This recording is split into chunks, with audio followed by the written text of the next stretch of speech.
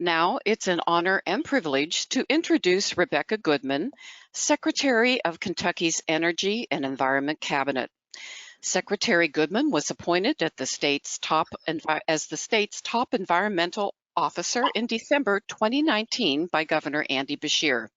She has spent more than 4 decades in service to the Commonwealth, serving most recently in the Office of the Attorney General.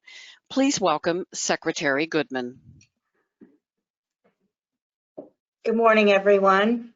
Welcome to the 44th Kentucky Governor's Conference on Energy and the Environment.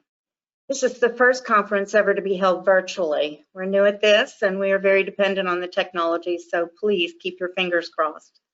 As most of you know, the vast majority of the cabinet is working healthy at home because of COVID-19. That has certainly added to our everyday challenges. I would like to thank everyone who puts in the effort every day to allow the cabinet to function remotely. I would especially like to thank those who overcame new challenges to make this work today. We also have speakers who are taking time out of their business schedules to join us today and tomorrow, and we are very appreciative of that and are looking forward to what they will share with us. We have more than 400 attendees this year. In fact, I'm told about 465. Thank you to all of you for joining us, and over 2 mornings you're going to hear from presenters in business and government whose work demonstrates how energy and environmental issues are changing business models in ways that promise to move Kentucky forward. You're going to hear about a variety of interesting issues like economic development opportunities within sustainable agriculture. You'll hear discussion regarding Kentucky's business outlook. You'll learn about brownfield redevelopment potential and renewable energy procurement, and segments on energy affordability, environmental justice, and regulatory and policy updates from cabinet leadership will also be presented. But more importantly, in a few minutes, you will hear from the Governor of the Commonwealth, Andy Beshear. His vision is guiding the state in very important new directions. I know that I join with everyone in thanking him for his daily leadership in keeping Kentucky healthy and strong while helping us navigate the COVID-19 pandemic. The kickoff for this conference will be a look at one of his initiatives, Agritech in Kentucky. The United Nations estimates that the world needs to increase its food supply by 70% to feed a population that will include an additional 2.3 billion people by 2050. While Kentucky already has a robust farming economy, the agritech industry will not only help make Kentucky's farms more productive and efficient, but it will harness the efforts of about 70 ag-related manufacturers, service, and technology providers. Most importantly, Agritech will give us an opportunity to build our economy in areas of the state that need good-paying jobs and economic vitality. To that end, you'll hear from Laura Freeman, founder of Laura's Lean Beef, who will talk about how regenerative agriculture with an internet component has given her operation a farm-to-distillery and farm-to-restaurant circular economy. Jackie Roberts, the Chief Sustainability Officer of AppHarvest, will be with us. As you know, AppHarvest's Eastern Kentucky operation is combining conventional agricultural techniques with today's hydroponic technology in some of the world's largest greenhouses to grow produce that is non-GMO and free of chemical pesticides for sale to top grocers across the U.S. Michael Bougie, Director of Silicon Ranch's Regenerative Energy, will explain how it's possible to combine electricity generation with carbon sequestration, converting solar power plants to solar power ranches that restore natural ecosystems and revitalize local economies. Rick Price, the Director of Global Environmental Stewardship at Beam Suntory, will fill you in on the company's natural water sanctuary program that focuses on promoting healthy forest development, which prevents stormwater runoff, erosion, flooding, and other negative impacts to the watershed and communities. And if you ask him, he might just tell you that Kentucky has more bourbon barrels aging than it does people in the state. Later this morning, you're going to hear how business and government are working together in energy development to support local economies. Amanda Lefevre, Deputy Commissioner, Department for Environmental Protection, will talk about how the Kentucky Brownfield Redevelopment Program run by DP has, over the past 11 years, helped communities get more than $13.3 million in EPA brownfield grants to assess and remediate brownfields across the Commonwealth. Brownfields, as many of you know, are properties that have been abandoned or underutilized due to real or perceived environmental contamination.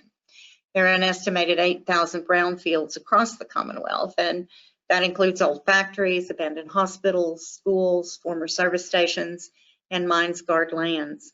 In recent years, brownfield redevelopment has received a boost from legislation that established the redevelopment and reuse program. It assists those who undertake brownfield redevelopment by removing environmental liability from purchased brownfield properties. Since 2012, over 179 properties have gone through the process, including the old GE plant in Lexington, the new soccer stadium in Louisville, and the new convention center in Owensboro, just to name a few. According to the EPA, for every $1 invested in a brownfield property, there's a $16 return. Carson Harkrader, the CEO of Carolina Solar Energy, will talk about how solar projects give back to local economies through real estate taxes. And Bob Scott, our director of the Division of Abandoned Mine Lands, will tell you about how a 4-year federal state pilot program has committed over $130 million to spur economic development across Kentucky's Appalachian counties, how it's already producing jobs and training former miners in good-paying professions. We have Chris Jones, program manager of Energize Kentucky, who's going to show us how energy project assessment districts, EPADs, are helping to finance solar and energy efficiency improvements.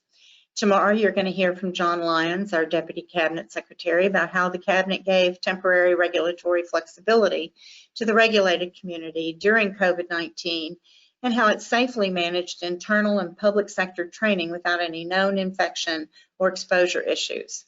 In addition, you'll learn about how energy and water infrastructure intersect and touch the lives of so many Kentuckians. Ashley Runyon, our Assistant Director of the Office of Energy Policy, will talk about how energy affordability affects everyone in the Commonwealth, but most of all, how it affects our low-income and vulnerable populations. How we deal with this is a vital piece of the puzzle to improving health, well-being, and economic outcomes in our state. Tom Fitzgerald, the Director of the Kentucky Resources Council, will talk about energy and water security, and Mary Varson Cromer, the Deputy Director of the Appalachian Citizens Law Center, will talk about environmental justice and water affordability. Then in 2 roundtable discussions, senior cabinet officials will speak about some regulatory and policy issues. We will include discussions regarding testing the state's drinking water for PFAS and PFOA. We will discuss coal bankruptcies, and we'll also share how the public has used our nature preserves during the current pandemic. The Public Service Commission will give an update on the Commission's COVID-19 response, a general overview of utility issues, and a presentation on recent solar facility proposals. And Kate Shanks, Vice President of Public Affairs for the Kentucky Chamber of Commerce, will close out the program with a discussion of business community priorities. This conference is about interaction, the interaction between business and government, between business and the environment, and between the government and the people it serves. We hope you find it interesting and well worth your time.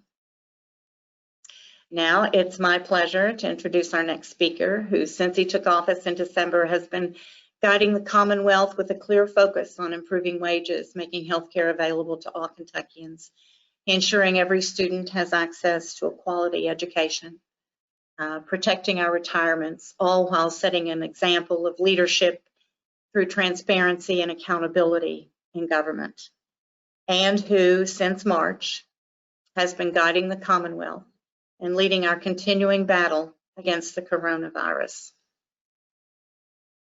The governor has committed himself to building Team Kentucky, a Commonwealth that is focused on the common good for all Kentuckians. He's worked daily and tirelessly to address, in his words, the anxieties that people worry about at the end of the day. That commitment to Kentucky is on display almost daily in his COVID briefings. He worked tirelessly to obtain PPE to protect our healthcare professionals and other essential workers. He created the Team Kentucky Fund, which has already distributed more than $1 million in aid to Kentucky families who suffered financially due to the pandemic. He worked with Secretary of State Michael Adams to ensure safe primary and general elections while making voting easier than ever before. And he's working towards extending universal health care to Kentucky's African American residents. And earlier this month, announced the relaunch and expansion of Connect, the state health insurance marketplace. As he has said over and over, we are all in this together. Please join me in welcoming Governor Beshear.